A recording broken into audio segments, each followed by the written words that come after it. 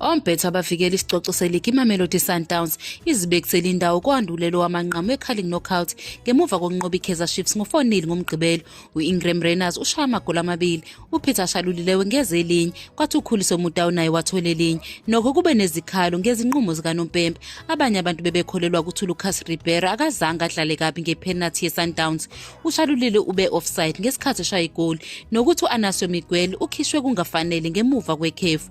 OwayenguNompempe PSL uVictorHlungwani uveza umbono wakhe ngalezi zingcingo. Mayelana nepenalty, uHlungwani uthe uma umdlali wasemuva engemuva kumdlali bese edlalisa kabi lokho kuwukuphula okusobala. Uvumelene nesinqumo sikaNompempe sokukhipha ipenalty. Ngesikhathi uShalulile eshaya igoli kwaba nemibuzo yokuthi ube offside yini. uHlungwani uchazile ukuthi umdlali akakwazi ukuba yi-offside uma engemuva kwebhola noma esondelene nesithi.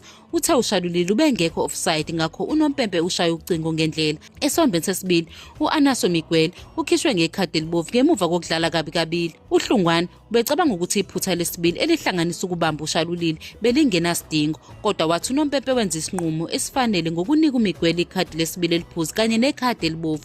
Ukuqondiswa kwezigwegwe kukaMiguel kube yinkinga selokhu efikile kuKaizer Chiefs njengoba ethola amakhadi kuyo yonke imidlalo ayidlalile.